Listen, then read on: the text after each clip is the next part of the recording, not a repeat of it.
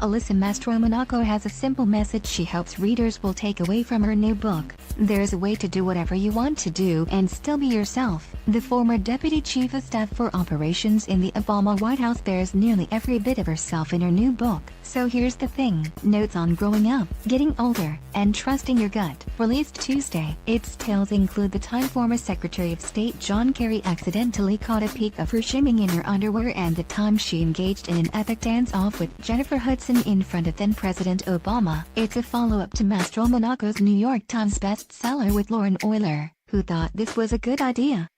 The 2017 book offered a candid look into her time in the White House, including her humorous take on her struggle with irritable bowel syndrome, IBS. I got tons of feedback from mostly younger women who said, "Oh my goodness, you talking about IBS helped me talk to my boss, and I got emails and tweets and stuff," says Mastromonaco. So, the political veteran, who left the White House in 2014, says she decided to address the underserved topics of things women speak about in a new book, included among the queue, and along with the sections detailing 7 things that are always in my suitcase, and a note on sex. Spoiler alert, Mastromonaco doesn't have much to say about it or insights into how to motivate as a leader and on the current state of politics. Despite her decade working for Obama, Mastromonaco doesn't exactly go easy on Democrats. The left, she writes, remains a hot mess, criticizing President Trump as having no sense of responsibility to anyone but himself. Mastromonaco, 43, says in the book,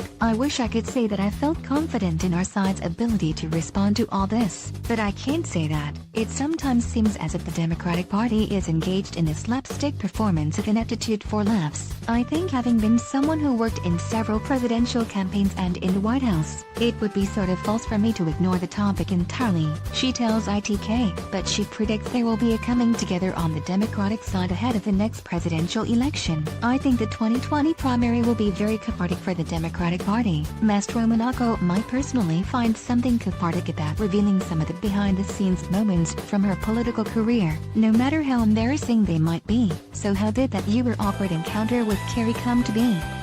As his presidential campaign's director of scheduling, Mastromonaco was at a hotel stop on the 2004 Democratic White House nominees tour across the country. She left the hotel room door open to accommodate a Secret Service security sweep and hop in and out of the shower. "I had managed to put on a t-shirt and a pair of pink underwear when I got the idea to turn on the radio. Dancing on the ceiling filled the room," she writes of the Lionel Richie tune. "I was clean, I was groovy, I turned it up and decided to take a break from dressing to lie on the bed. Suddenly, Kerry, an avid cyclist, appeared, searching for where Secret Service had placed his bicycle. I don't believe he saw anything crazy," Mastromonaco says with a laugh. Mastromonaco also recalls her busy battle on the dance floor with American Idol's Hudson, after the author was egged on by Obama. "I think enthusiasm trumps skill every time, therefore I won," she quips. Asked if she imagined that the Trump White House was holding dance parties, which she said were in the West Wing distant enough from the Oval Office to avoid bothering POTUS, or more likely, to avoid accusation that we were wasting time, Mastromonaco cracks. "They seem sort of like a humorless lot. They don't seem to have the camaraderie, so I feel like they're not forming a dance circle around each other and having a dance-off in the East Room," she says. Mastromonaco credits finding professional happiness to having bosses and colleagues who allowed her to be true to herself over the years.